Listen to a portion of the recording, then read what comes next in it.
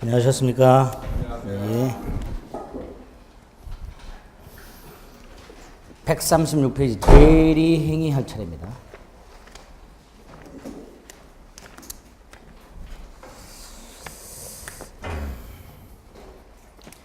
대리행위. 우린 지금 대리의 삼면관계를 보고 있죠. 지난주엔 본인과 대리인 사이의 관계라고 해서 본인과 대리인 사이는 대리인에게 대리권이 있다. 대리권이 뭘까? 의. 어떻게 발생할까? 발생 원인. 범위가 어디까지일까? 대리권의 범위. 제한은 어떻게 할까? 제한. 남용하는 경우. 대리권 남용. 그리고 소멸 사유. 127조와 128조. 이런 것들을 지난주에 봤습니다. 대리 삼면관계 두 번째. 대리인과 상대방 사이의 관계. 갑이 을에게 땅을 팔아달라고 부탁. 얘가 갑의 부탁대로 땅을 팔아주는 행위. 이게 대리행위죠? 네? 이게 대리행위. 대리인이 본인을 위해서 법률행위 하는 경우 대리행위가 됩니다. 원래는 자기 행위를 하는 게 원칙이죠. 근데 대리인은 자기 행위가 아니라 다른 사람을 위해서 이렇게 행위를 해줍니다. 본인을 위한 법률행위 이렇게 생각하시면 돼요. 요거는 세 가지가 문제가 됩니다. 하나가 방식이고요. 또 하나가 하자 및 능력. 자, 왜 문제가 되는지 생각하고 우리 민법이 그 문제에 대해서 어떻게 규정을 두고 있는지 생각을 합니다. 먼저 방식. 왜 문제될까? 지금 갑이 을한테 A 토지를 팔아달라고 부탁을 했습니다. 을은 병한테 A 토지를 팔았어요. 병은 나중에 누구한테 와서 땅을 내놓으라고 하죠? 병. 누구한테 땅을 내놓으라고 해요? 당연히 갑한테 땅을 내놓으라고 하겠죠. 그런데 을이 계약을 할 때 병한테 뭐라고 했길래 병은 을이 아니라 갑한테 와서 땅을 내놓으라고 할까요? 뭐라고 했을까요, 을이? 이 땅은 내 땅이 아니요. 갑 소유요. 뭐 이렇게 말했을 거 아니에요? 그게 대리행위 방식입니다. 대리인이 당연한 거예요, 지극히. 대리인이 대리행위를 할 때 어떻게 했길래 병은 자신과 계약을 직접 체결한 을이 아니라 갑한테 가서 땅을 내놓으라고 했을까? 을이 병과 계약을 할 때 이 행위는 나 자신을 위한 행위가 아니라 누구? 갑을 위한 행위다라는 걸 밝혔기 때문에 그랬겠죠. 그거를 규정을 해놨어요. 114조에서.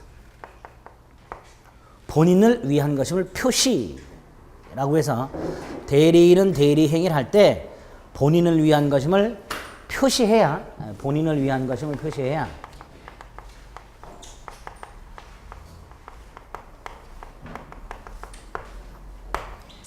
그 행위의 효과가 본인에게 귀속이 된다. 이렇게. 요걸 대리의사 또는 대리관계의 표시라고도 하고요. 현명이라고도 합니다. 현명. 드러날 현자, 이름명자 써서요. 을이 계약할 때 갑의 이름을 드러내라. 쉽게 말하면 을은 갑의 이름으로 행위하는 거예요. 을 자신의 이름으로 행위하는 게 아니라 그걸 본인을 위한 것임을 표시한다. 이렇게 말합니다. 당연히 을이 병한테 표시를 하겠죠. 이렇게. 그렇죠?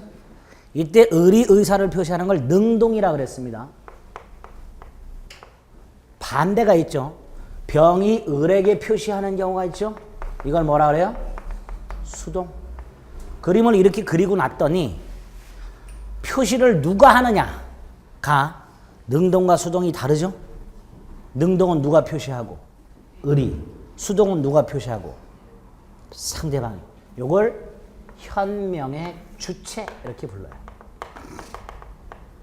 일단 이 현명의 주체가 왜 문제가 되는지를 그림을 통해서 머릿속에 박으세요. 대리관계를 표시하는 걸 현명이라고 하는데 능동은 대리인이 표시하고 수동은 상대방이 표시하니까 현명의 주체가 다르다. 그거 하나. 두 번째로 요 본인을 위한 것의 의미. 보통 누굴 위한다 그러면 이익을 위한 거죠. 그렇죠? 근데 여기서 말하는 건 본인의 이익을 위한다는 뜻이 아니라 이익이든 불이익이든 그 효과를 본인에게 귀속시키겠다라는 것을 의미합니다. 그래서 본인의 이익을 위한다는 의미는 아니라는 거. 그거 두 번째 기억하셔야 되고요. 세 번째로 대리행위의 방식은 현명인데 그럼 현명의 방식은 뭐냐? 어떤 방법으로 현명해야 되냐? 민법은 규정이 없어요. 분류식이에요. 분류식이라는 건 뭐예요? 어떠한 방식으로든 현명만 하면 된다. 보통은 이렇게 해요. 저는 갑의 대리인 을입니다. 이렇게 보통 해요. 근데 꼭 그 방식으로만 하라. 이런 건 없어요. 다른 방식으로 해도 돼요. 예컨대 위입작을 보여주는 거. 이것도 현명이에요. 을이 이렇게 말해도 돼요. 나중에 땅은 갑한테 봐도 이렇게. 그럼 병은 왜? 이 땅은 갑수의 땅이요. 그럼 너는? 난 대신 팔아주는 사람이야. 이렇게 하는 것도 뭐가 되는 거야? 현명이 되는 거예요. 그래서 우리 대법원은 현명은 일정한 방식이 정해져 있는 건 아니고 을이라는 놈이 갑을 위해서 행위할 때 그 행위가 자기 자신이 아니라 다른 사람을 위한 것이다 라는 것만 표시하면 대리관계만 표시하면 현명은 있는 것이다 라고 말을 합니다. 그걸 또 요따구로도 말을 해요. 행위의 타인성. 그래서 세 가지를 좀 기억하시면 돼요. 114조와 관련해서는 조문이 일단 어떻게 되어 있는가? 대리행위의 방식을 어떻게 해야 되느냐의 문제인데 본인을 위한 것임을 표시하도록 하고 있다. 그때 누가 해야 되나? 현명의 주체. 본인을 위한 것임의 뜻은 뭐냐? 마지막으로 현명의 방식은 어떻게 할까? 이런 것들을 114조에서 기억하시면 됩니다. 두 번째로 만약에 얘가 현명을 안 했어. 115조. 현명을 안 했어. 안 하면 대리행위가 아니죠. 을이 병과 계약을 할 때 이 땅이 A 소유라는 갑소유라는 걸 밝히지 않았어요. 그럼 당연히 병은 나중에 누구한테 와서 땅을 달라고 할까요? 을한테 와서 땅을 달라고 하겠죠. 을 자신의 행위입니다. 현명을 하지 않으면 을 자신의 행위예요. 본다로 되어 있다는 거. 현명을 하지 않으면 을 자신의 행위로 본다 이렇게 되어 있습니다. 가끔 조문에 본다라는 말과 추정한다라는 말이 나오는 경우가 있는데요. 나올 때마다 구별하셔야 됩니다. 뭐뭐라고 본다와 뭐뭐라고 추정한다는 민사소송에서 어질어질한 차이가 있습니다. 소송에서. 그래서 항상 조문에서 본다와 추정한다가 나오면 그걸 바꿔서 출제하고 싶은 욕망이 생겨요. 출제자들은. 그러니까 항상 본다와 추정한다는 좀 구별하셔야 되는데 여기는 뭐라고 돼 있다? 을 자신 행위로 본다 이렇게 돼 있습니다. 근데 나중에 병이요. 을한테 와가지고요. 땅 내놔 그러면 을은 이렇게 말하는 사람들이 많아요. 내가 너하고 계약을 할 때는 갑을 위한다는 의사가 있었지만 표시를 못했다. 그래서 나는 착오가 있다. 따라서 나는 이 계약을 취소하겠다. 이렇게 말하는 대리인이 있어요. 지가 책임지게 생겼으니까. 그렇잖아요. 그럴 때 소송이 붙으면 우리 대법원은 이렇게 말을 합니다. 네가 착오를 잘 모르는구나. 착오라는 것은 의사도 있고 표시도 있는데 그게 불일치하는 게 착오다. 근데 넌 지금 뭐라고 말했냐? 본인을 위한 의사가 있었을 뿐 그걸 표시하지 않았다라고 했지 너. 네. 그럼 의사만 있었지 표시는 없는 거지 않냐? 그럼 착오 문제는 생기지 않는다. 착오라는 건 의사도 있고 표시도 있는데 불일치하는 게 착오인데 너는 뭐만 있었다? 의사만. 본인을 위한다는 의사만 있었지 표시는 한 적이 없으니까 너에게 귀속된 그 행위를 너는 취소할 수 없다. 이렇게 됩니다. 그거 기억하시면 되고요. 마지막이 우리 민법은 간혹 작두 타는 상대방을 위한 조문을 몇 개 둔다 그랬어요. 그렇죠? 작두 타는 상대방 민법에서 뭐라고 나와요? 알았거나 알 수 있었을 경우. 을이란 놈이 현명을 하지 않았음에도 불구하고 상대방이 뭐를 타? 작두를 타. 알았거나 알 수 있었어. 그러면 대리행위가 된다. 이렇게 되어 있습니다. 이게 115조의 내용입니다. 그래서 대리행위 방식은 이 정도 기억하시면 돼요. 여기 136페이지 보면 114조가 115조가 있죠? 그거 좀 쫙 읽어주시면 돼요. 114조 1항, 1항이 능동이고 2항이 수동입니다.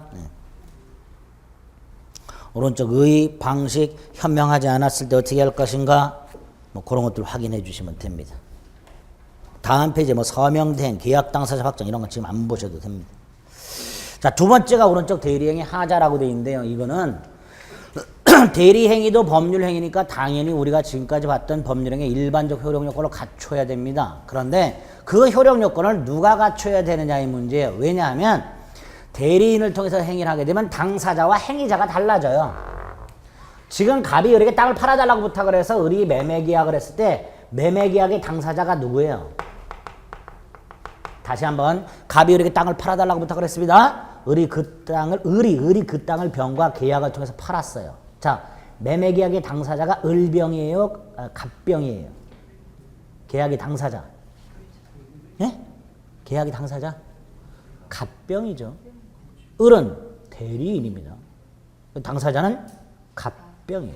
그런데 갑병 사이에는 직접 만난 적이 없기 때문에 효력 요건을 판단할 때 갑병 사이에서 판단하면 돼요, 안 돼요?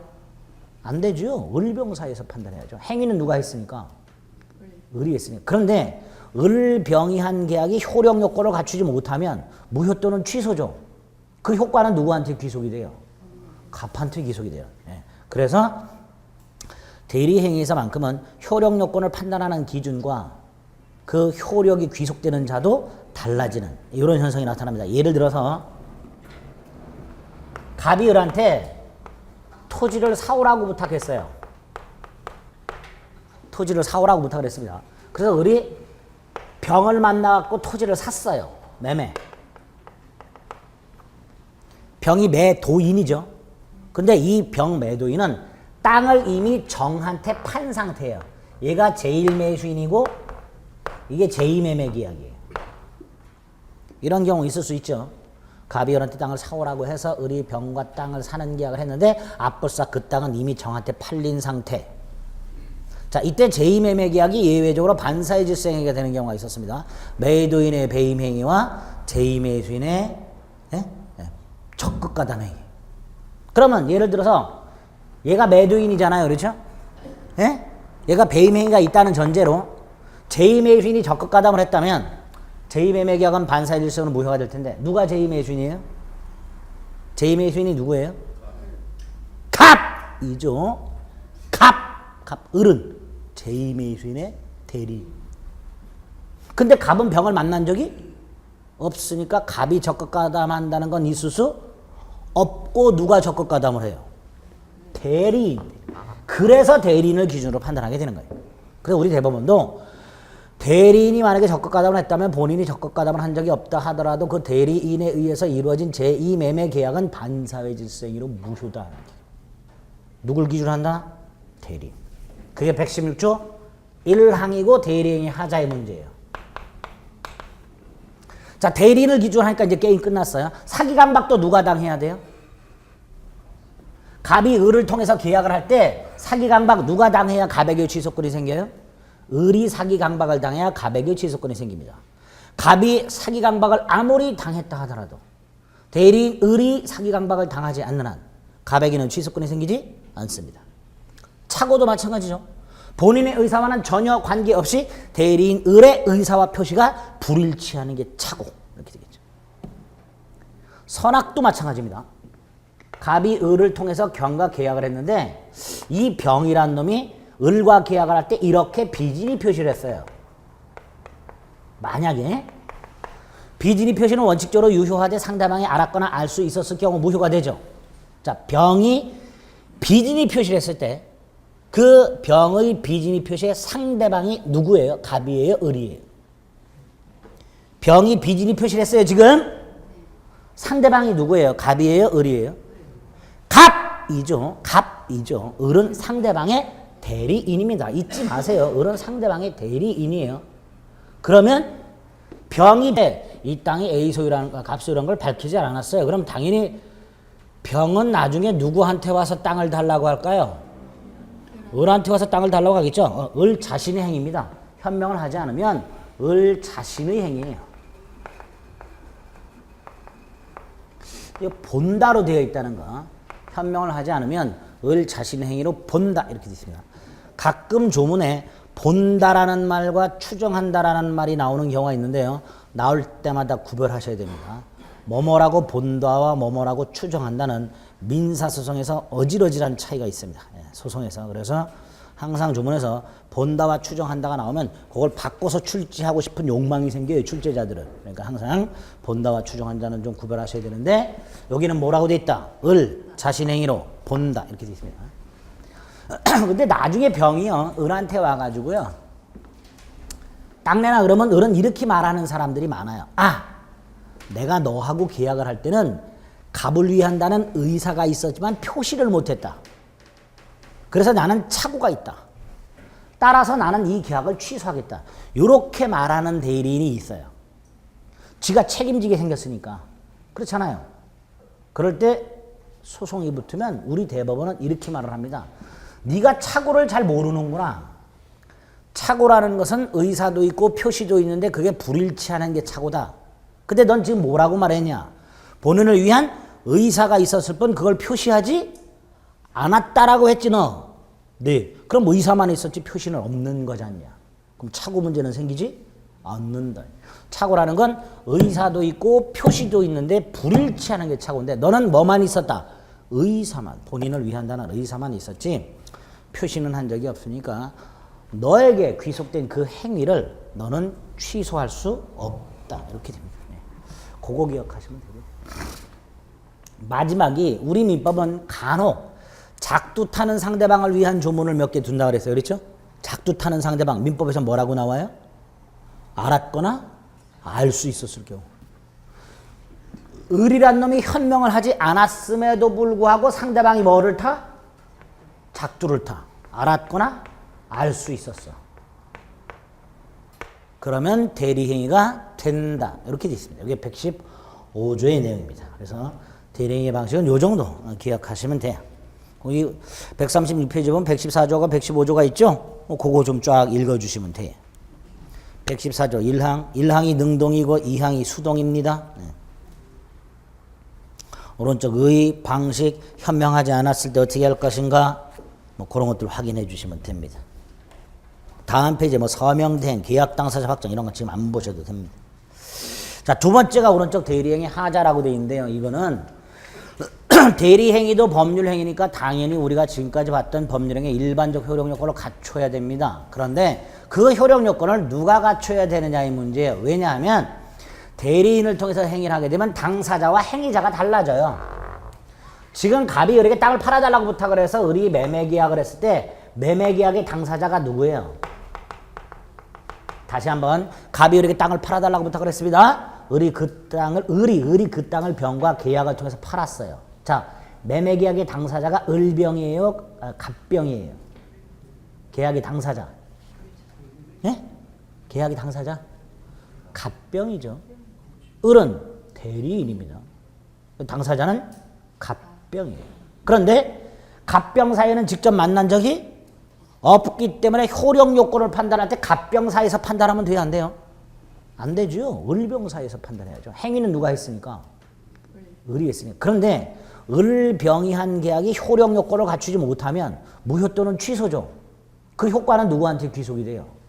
갑한테 귀속이 돼요. 예. 그래서 대리행위에서만큼은 효력 요건을 판단하는 기준과 그 효력이 귀속되는 자도 달라지는 이런 현상이 나타납니다. 예를 들어서 갑이 을한테 토지를 사오라고 부탁했어요. 토지를 사오라고 부탁을 했습니다. 그래서 을이 병을 만나갖고 토지를 샀어요. 매매. 병이 매도인이죠. 근데 이 병 매도인은 땅을 이미 정한테 판 상태예요. 얘가 제1매수인이고 이게 제2매매계약이에요. 이런 경우 있을 수 있죠. 갑이 을한테 땅을 사오라고 해서 을이 병과 땅을 사는 계약을 했는데 앞불사 그 땅은 이미 정한테 팔린 상태. 자, 이때 제2매매계약이 예외적으로 반사의 질서행위가 되는 경우가 있었습니다. 매도인의 배임행위와 제2매수인의 적극가담행위. 그러면 예를 들어서 얘가 매도인이잖아요. 그렇죠? 예? 얘가 배임행위가 있다는 전제로 제2매수인이 적극가담을 했다면 제2매매계약은 반사의 질서는 무효가 될 텐데 누가 제2매수인이에요? 제2의 수인이 누구예요? 갑이죠. 갑, 을은 제2의 수인의 대리. 근데 갑은 병을 만난 적이 없으니까 갑이 적극가담한다는 건 있을 수 없고 누가 적극가담을 해요? 대리인. 그래서 대리인을 기준으로 판단하게 되는 거예요. 그래서 우리 대법원도 대리인이 만약에 적극가담을 했다면 본인이 적극가담을 한 적이 없다 하더라도 그 대리인에 의해서 이루어진 제2매매 계약은 반사회 질서행위로 무효다. 누굴 기준으로 한다? 대리인. 그게 116조 1항이고 대리인이 하자의 문제예요. 자, 대리인을 기준으로 하니까 이제 게임 끝났어요. 사기강박도 누가 당해야 돼요? 갑이 을을 통해서 계약을 할 때 사기강박 누가 당해야 갑에게 취소권이 생겨요? 을이 사기강박을 당해야 갑에게 취소권이 생깁니다.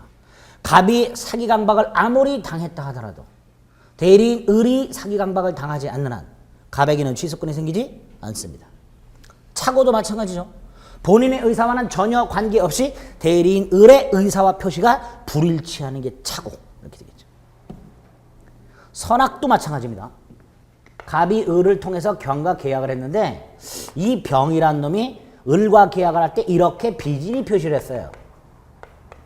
만약에 비진이 표시는 원칙적으로 유효하되 상대방이 알았거나 알 수 있었을 경우 무효가 되죠.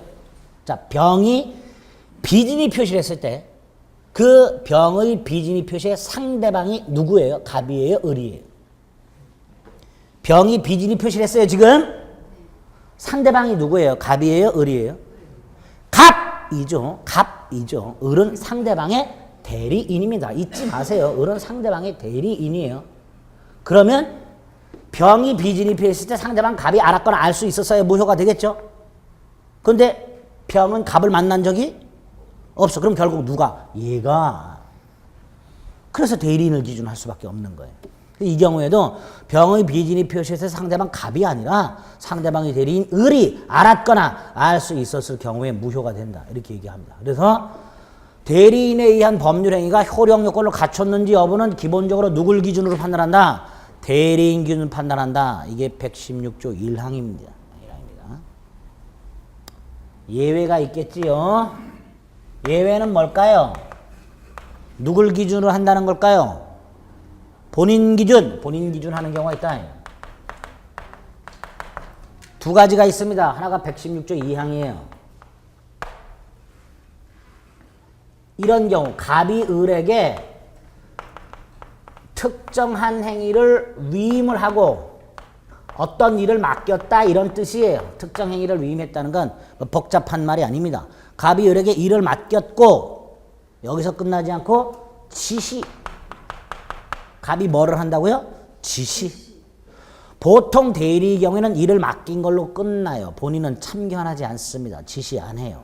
근데 이 경우에는 시시콜콜이 지시를 합니다. 그러면 요때요 을은 일반 대리인과는 달리 본인 갑의 지시를 받는 대리의 탈을 쓴 사자에 가깝습니다.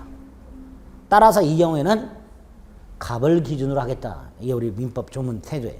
그래서 요 말이 나오면 누굴 기준으로 한다? 본인 기준 한다. 그런데 116조 2항이 좀 어렵게 되어 있어요. 조문이. 본인을 기준으로 한다 이렇게 안 돼 있고요. 이렇게 되어 있습니다. 요 경우 본인은 자신이 알았거나 과실로 알지 못한 사정에 대하여 대리인의 부지를 주장하지 못한다. 이렇게 되어 있어요. 116조 2항이. 본인은 자신이 알았거나 과실로 알지 못한 사정에 대해서 대리인의 부지를 주장하지 못한다. 이렇게 되어 있습니다. 조문이 어려워요. 먼저 이해하실 게 요 말이에요. 과실로 알지 못했다. 이게 뭘까요? 과실로 알지 못했다. 알 수 있었다 이거죠. 알 수 있었다 이거. 그럼 결국 알았거나 과실로 알지 못한 사정이란 갑이 알았거나 알 수 있었을 경우를 말하게 됩니다. 과실로 알지 못했다. 조심했더라면 알 수 있었는데 조심하지 않아서 몰랐다. 요거죠. 그래서 요거는 알았거나 알 수 있었을 경우 이렇게 됩니다.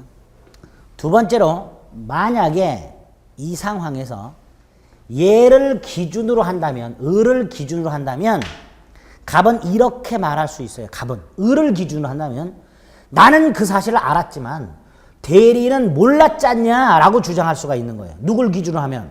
을을 기준으로 하면. 그렇죠? 근데 이 경우에는 누굴 기준으로 한다? 갑을 기준으로 하니까 주장하지 못한다. 이렇게 조문이 되어 있는 거예요. 조금 조문이 어려워요. 백심조 2항은 예외적으로 본인을 기준으로 하는 거다. 조문은 이렇게 좀 까다롭게 돼 있다. 이렇게 이해하시면 됩니다. 지시라는 말. 또 하나가 불공정한 법률행위입니다. 갑이요, 을에게 1억짜리 땅을 팔아달라고 부탁을 했는데 을이 병에게 100만 원에 팔았고요. 자, 100만 원에 팔았다면 급부와 반대급부가 일단 현저하게 균형을 잃었습니다. 두 번째로 요놈은 1억짜리를 100만 원에 샀으니까 폭리를 취했고요. 대가리 속에 폭리 의사가 있어요. 자, 급부와 반대급부가 현저하게 균형을 잃었고 폭리자에게 폭리 의사가 있습니다. 요건 하나만 더 갖추면 불공정한 법률행위가 됩니다. 그게 뭐죠? 피해자의 궁박, 경설 또는 무경험. 자, 누가 피해자입니까? 갑이 피해자지요. 대리인은 을이지요. 갑은 피해자고 을은 피해자의 대리인입니다. 자, 이때 궁박, 경설, 피해자의 궁박, 경설, 무경험 누굴 기준으로 판단해야 돼요? 갑이에요? 을이에요? 원래는 대리인 기준이니까 을을 기준으로 해야 되죠. 근데 우리 외운 게 있었어요. 우리 대법원. 궁박은 누굴 기준? 본인 기준. 경설, 무경험은 다시 돌아가는 거예요. 그래서 대리인에 의한 불공정한 법률행위가 있을 때 궁박은 본인 기준, 경설, 무경험은 대리인 기준. 그래서 본인을 기준으로 하는 게 두 개. 백심조 2항하고 궁박. 이게 대리행위 하자의 문제입니다. 자, 마지막으로 능력의 문제가 있는데요. 두 사람이 문제가 됩니다. 갑이 을을 통해서 대리행위를 합니다. 자, 일단 갑이 만약에 을에게 숙권행위를 해요. 숙권행위를 해서 을에게 대리권이 생겼고 을이 대리행위를 합니다. 이때 갑은요, 본인의 능력, 숙권행위는 갑 자신의 행위죠. 얘가 숙권행위 할 때 만취해 있으면 돼야 안 돼요. 갑이 을에게 숙권행위 할 때 만취해 있으면 돼야 안 돼요. 안 되죠. 만취한 갑이 숙권행위 하면 숙권행위는 무효가 됩니다. 얘가 미성년자예요. 미성년자에게는 법정 대리인이 있습니다. 근데 얘가 법정 대리인을 못 믿어요. 옆집 아저씨한테 일을 맡겨요. 미성년자가 지멋대로 숙권행위 했죠. 취소할 수 있습니다. 그래서 본인의 능력과 관련해서는 본인이 숙권행위 할 때는 의사능력도 있어야 되고 행위능력도 있어야 됩니다. 의사능력이 없는 본인의 숙권행위 무효, 행위능력, 제한능력자인 미성년자 등의 숙권행위는 취소할 수 있다. 이렇게 됩니다. 반면에 을이 대리행위를 하고 있을 때, 을이 대리행위 할 수 있을 때는 갑, 만취해 있어도 되죠. 을이 대신해주고 있으니까. 그렇죠? 그러니까 을이 대리행위를 하고 있을 때는 본인은 의사능력이나 행위능력이 필요 없다. 이렇게 말합니다. 대부분의 교재가 아무런 전제를 깔지 않고 본인의 능력이라는 타이틀 속에 본인은 의사능력이나 행위능력이 있을 필요 없다. 이렇게 써놓는데 조심하셔야 됩니다. 그때 본인은 의사능력이나 행위능력이 필요 없다라는 말은 누가 뭐 하고 있을 때, 대리인이 대리행위를 하고 있을 때 본인은 의사능력이나 행위능력이 없어도 된다는 것을 의미할 뿐, 본인이 본인의 행위를 할 때는 당연히 의사능력도 있어야 되고 행위능력도 있어야 됩니다. 이게 본인의 능력의 문제예요. 두 번째로 대리인의 능력. 자, 얘는 당연히 대리행위하니까 만취해 있으면 돼야 안 돼요. 안 되죠. 얘가 만취해서 대리행위하게 되면 당연히 그 대리행위는 무효. 이렇게 될 거예요. 의사능력이 있어야 돼.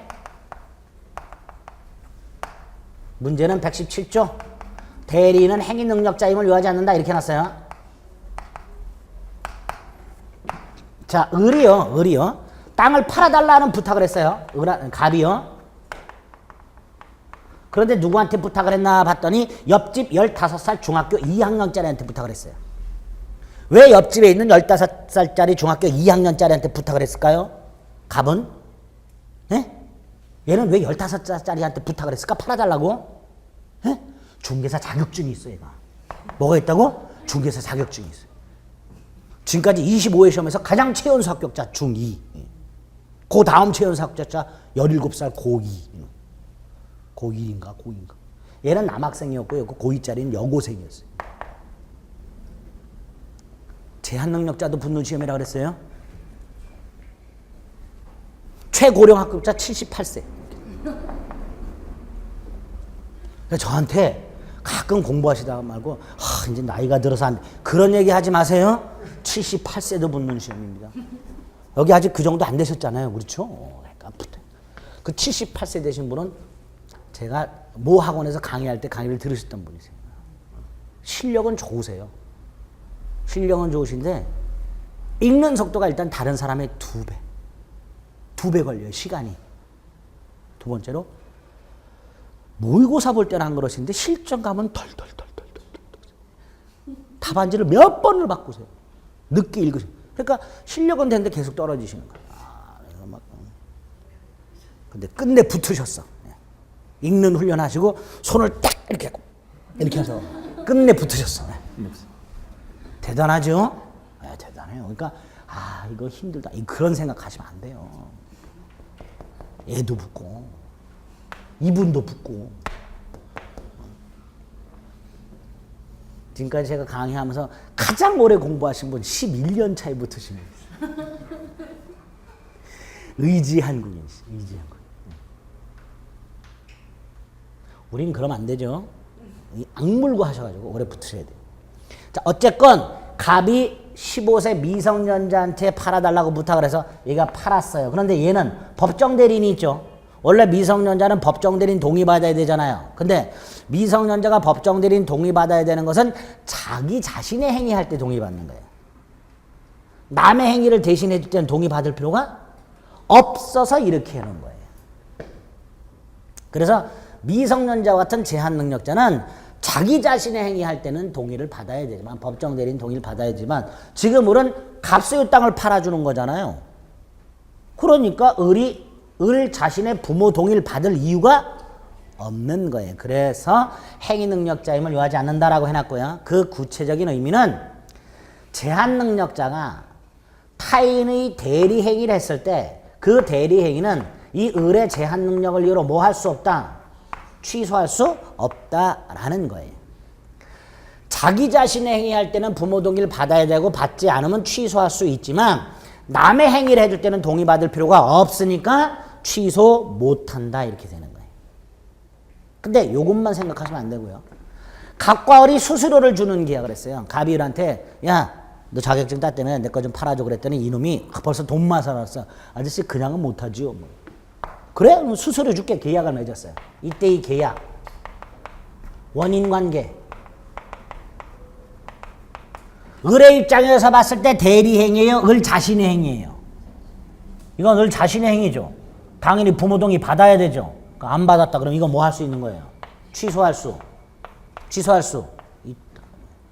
그래서 대리는 행위능력자임을 요하지 않는다라는 말은 제한능력자인 대리인이 대리행위를 할 때 그 제한능력자의 부모 동의를 받지 않아도 된다라는 것을 의미할 뿐 이것까지 동의받을 필요가 없다. 이건 아닙니다. 이건 동의를 받아야 되는 거고 그래서 제한능력자의 원인행위는 취소할 수 있지만 대리행위는 취소하지 못한다. 이렇게 나오게 되는 거예요. 그게 117조 대리인의 능력과 관련된 내용입니다. 대리행위는 이렇게 세 가지가 문제가 돼요. 방식, 하자, 능력. 그래서 114조부터 117조까지 조문이 4개가 있습니다. 일단 그 조문을 꼼꼼하게 씹으셔야 돼요. 그리고 이런 의미구나라는 걸 이해하시면 됩니다. 됐죠? 여기까지가 대리의 삼면관계 중에 두 번째고요. 마지막이 본인과 상대방 사이의 관계예요. 본인과 상대방 사이는 어때요? 대리인이 대리권에 터잡아 대리행위를 하게 되면 효과가 생기고 그 효과는 대리인을 거쳐서 귀속되는 게 아니라 직접 어떻게 귀속? 직접. 우리 그래서 지난 시간에 을이 계약을 체결하면서 계약금, 중도금, 잔금 받을 수 있다고 그랬죠. 을이 받은 이 돈을 갑에게 갖다 줘야 효과가 생기는 게 아니에요. 을이 받는 순간 누가 직접 받은 거하고 똑같아. 갑이 직접 받은 거하고 똑같단 말이에요. 그게 효과가 직접 갑에게 귀속된다 이런 뜻이죠. 을을 거쳐서 귀속된다 그러면요. 을이 받은 돈을 갑에게 갖다 줘야 효과가 생겨요. 근데 만약에 중간에 횡령을 해버렸어. 그럼 갑에게 효과가 생기지 않는다라는 문제가 생겨버려요. 예, 그래서 직접 효과가 귀속된다는 말은 을을 거치지 않고 을이 갑에게 돈을 안 갖다 줘도 을이 병으로부터 계약금, 중도금, 잔금을 받는 순간 누가 받는 거하고 똑같다. 갑이 직접 받은 거하고 똑같다. 이런 의미로 이해하시면 돼요. 이렇게 삼면관계가 있을 수 있다. 어렵지 않죠? 그런 것들이 내용이 됩니다. 그게 141페이지 대리행 효과 여기에 나와 있습니다. 요 정도에 대리의 삼면관계, 대리가 지난 시간에 4덩어리가 있다 그랬는데 그 중에 2덩어리 본 거예요. 대리 총설과 대리의 삼면관계. 지난주 대리권부터 지금까지 본 거요. 대리의 삼면관계에서 반드시 한 문제가 나옵니다. 어디서 나오냐? 몰라. 그냥 이렇게 나와. 다음 중 대리에 관한 설명으로 옳은 것은 틀린 것은 이렇게 나와. 그래서 대리 삼면관계에서 5지문을 쭉 뽑아가지고 쫙 골라라 이렇게 나와요. 그러니까 어느 한 군데 이렇게 초점을 맞춰서 보셔서 하면 되고 대리 삼면관계는 통으로 봐주셔야 돼요. 다만 양이 많죠. 그래서 조문을 위주로 나오니까 조문 체크했던 것들 잘 머릿속으로 넣으시면 돼요. 자, 이제 특수한 대리 2개만 보면 됩니다. 복대리하고 무권대리. 자, 먼저 복대리를 봅니다. 갑이 을에게 땅을 팔아달라고 부탁을 했고요.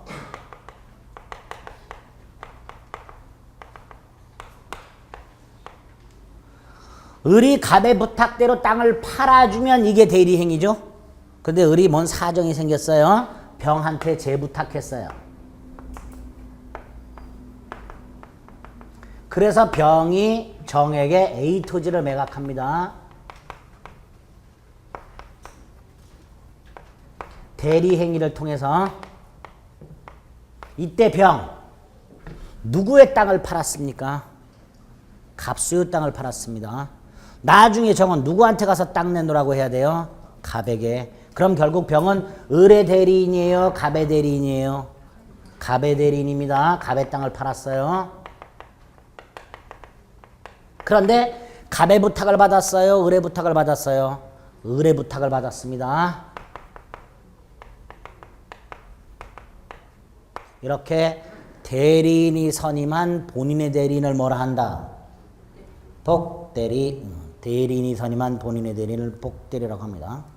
두 번째, 을이 요 부탁을 하는 행위, 요거 대리행위예요, 아니에요?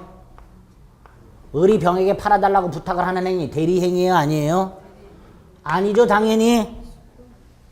파는 행위가 대리행위지. 갑이 을에게 뭘 부탁했어? 팔아달라고 부탁했지. 병을 선임하라고 부탁한 게 아니잖아요. 부탁받은 행위를 하는 게 대리행위잖아요. 그러니까 대리행위가 되려면 파는 행위가 대리행위가 되는 거지. 을이 갑에게 팔아달라고 다시 부탁하는 거 이건 대리행위가 아닙니다. 그럼 이 을이 병에게 팔아달라고 부탁하는 행위는 뭐냐? 수권행위예요. 무슨 행위? 대리권을 주는 행위예요. 근데 그냥 수권행위라고 하게 되면 본인의 수권행위하고 구별이 안 되지요. 그래서 복임행위라고 따로 불러요. 무슨 행위라고? 복임행위라고. 대리인의 수권행위입니다. 대리인의 수권행위. 따라서 대리행위가 아니고요. 대리행위라면 본인의 이름으로 해야 된다 그랬죠. 근데 대리행위가 아니니까 누구 이름으로 해요? 대리인 자신의 이름으로. 누구의 이름으로? 대리인 자신의 이름으로.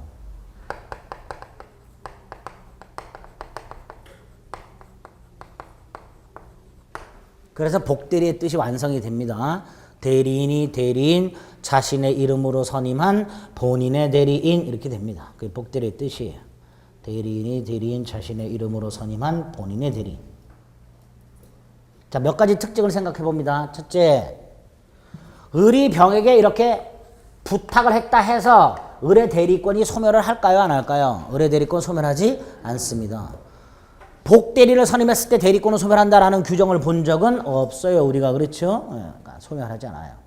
따라서 병의 대리권은 을의 대리권에 종속을 한다라고 합니다. 이렇게 을의 대리권이 소멸하면 병의 대리권도 소멸하고 병의 대리권의 범위는 을의 대리권의 범위를 넘을 수 없다. 같거나 작아야 한다. 이렇게.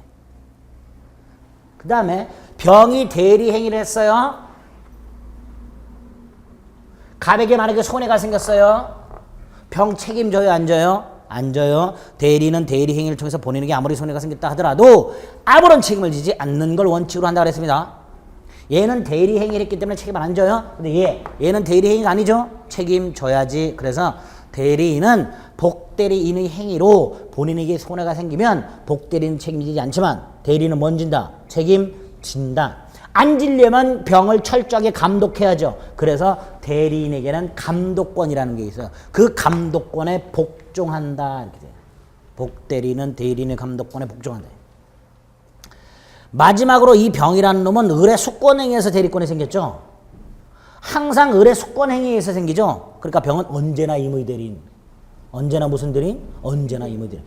저 의리란 놈이 법정 대리인이든 저 의리란 놈이 임의 대리인이든 병은 언제나 의뢰 수권행위에서 대리권이 생기니까 복대리인은 언제나 임의 대리인 이렇게 됩니다. 이게 복대리의 특징이다 이렇게 생각하시면 돼요. 그래서 142페이지 복대리 뜻이 있고 오른쪽에 복대리는 법적 성질이라고 해서 쭉 나와 있습니다. 이 머릿속에 꼼꼼하게 넣으셔야 돼요. 성질. 복대리 물어볼 때 이런 것도 쭉 나옵니다. 다음 복대리에 관한 설명을 옳은 거로 틀린 것을 했을 때 이런 것들이 지문으로 쭉쭉 등장합니다. 두 번째가 얘는 아무 때나 복대리를 선임할 수 있을까요? 아니야. 대리인이 어느 경우에 복대리를 선임할 수 있느냐가 복인권의 문제고요. 좀 전에 대리인은 복대리인의 행위로 본인에게 손해가 생기면 책임진다 그랬죠? 네? 어떤 책임을 지나 그런 문제가 생겨요. 복인권 및 책임의 문제가 생기게 돼요. 이게 우리 민법 120조부터 122조까지예요.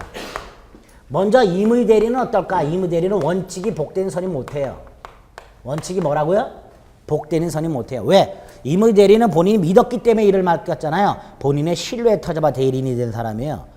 그놈이 함부로 복대리인을 선임할 수는 없습니다. 그래서 임의 대리는 원칙적으로 복인권이 없어요. 없지만 예외 본인이 승낙을 한 경우나 부득이한 사유가 있을 때만 복대리인을 선임할 수 있도록 해놨습니다. 본인의 승낙 또는 부득이한 사유가 있을 때만. 책임은 어떤 책임을 지나 무조건 책임지라고 하면 안 되죠.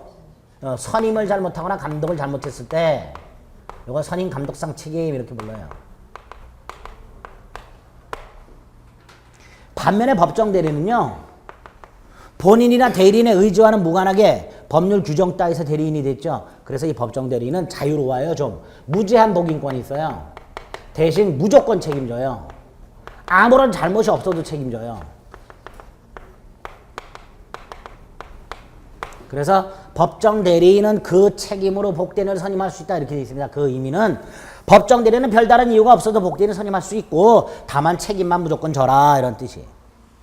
자, 이게 원칙적 내용이고요. 이 책임이 감경되는 경우가 있어요. 임의 대리인이 책임이 감경되는 경우 본인이 복대리인을 지명을 해. 본인이 지명을 하더라도 복대리인을 지명하더라도 선임은 대리인이 하는 겁니다. 얘가 지명을 했을 때 지명에다가 선임까지 해버리면 얘는 복대리인이 아니에요. 그냥 대리인이지. 그래서 지명은 갑이하고 선임은 을이 이렇게 하는 경우가 있어요. 근데 이렇게 본인이 지명을 했을 때 대리인이 봤을 때 저 병이라는 놈이 부적임하거나 그 일을 하기에 적합하지 않거나 불성실하다. 그러면 본인한테 알려주거나 해임을 해야 돼. 근데 이걸 안 했어. 안 했을 때만 책임을 져요. 반대로 본인에게 통지했거나 해임을 했어. 그런데 손해가 생겼어. 이럴 때는 대리인 책임지지 않습니다. 이렇게 해놨어요. 법정 대리인도 책임이 감경되는 경우가 있어요. 부득이한 사유로 복대리인을 선임한 경우. 법정 대리인이 부득이한 사유로 복대리인을 선임했을 때는 임의 대리인과 마찬가지로 선임 감독에 관한 책임만 지도록 이렇게 해놨어요. 여기선 조심하실게요. 본인 승낙 들어가면 안 돼요. 부득이한 사유가 있을 때만 책임을 감경시켜줍니다. 간혹 법정 대리인이 본인의 승낙이나 부득이한 사유로 복대리인을 선임했을 때 책임이 감경된다 이렇게 나오는 경우가 있어요. 틀려요. 법정 대리인이 책임이 감경되는 경우는 뭐만? 부득이한 사유로 복대리인을 선임한 경우에만. 본인 승낙은 없다라는 거 착각하시면 안 됩니다. 이렇게 우리 민법의 120조부터 122조까지 복인권 및 책임에 관한 그런 내용들을 규정해 놨습니다. 그 내용이 144페이지, 145페이지에 나와 있어요. 나와 있죠? 그 다음에 이제 146페이지로 가봅니다. 거기에 보면 복대리인의 지위가 있어요. 자, 먼저 복대리인은 본인에 대해서 제3 대리인과 동일한 권리 의무가 있다. 자, 요거 이해하셔야 됩니다. 123조 2항. 이런 경우가 있어요. 갑이 이렇게 땅을 팔아달라고 부탁을 하면서 수수료를 주기로 계약을 맺어요. 그럼 얘는 수수료를 요구할 권리가 있죠. 그렇죠? 그 상태에서 복대리인을 선임을 했을 때 갑이 병을 불러서 다시 수수료 계약을 할까요? 안 할까요? 할 리가 없지요. 그럼 이런 상황이 돼요.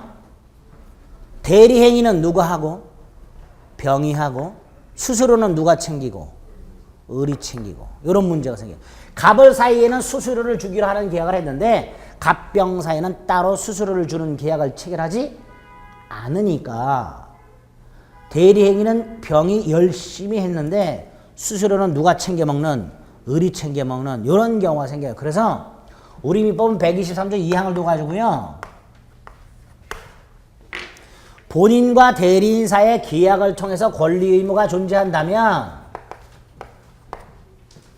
본인과 복대리인 사이는 설령 따로 계약을 체결한 적이 없다 하더라도 요거에 의해서 똑같은 권리 의무가 있다 이렇게 규정을 두고 있는 거예요. 그래서 갑을 사이의 계약을 통해서 을이 갑에게 수수료 따위를 요구할 수 있는 권리가 있다면 갑병 사이는 별도로 계약을 체결한 적이 없다 하더라도 병은 123조 2항에 의해서 갑에게 수수료를 요구할 권리가 있다 이렇게 해석을 하게 됩니다. 그게 복대리인은 본인에 대해서 대리인과 동일한 권리 의무가 있다 이런 뜻이에요.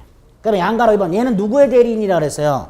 본인의 대리인입니다. 대리인의 대리인이 아니에요. 따라서 얘가 대리 행위할 때는 누구를 현명해야 돼?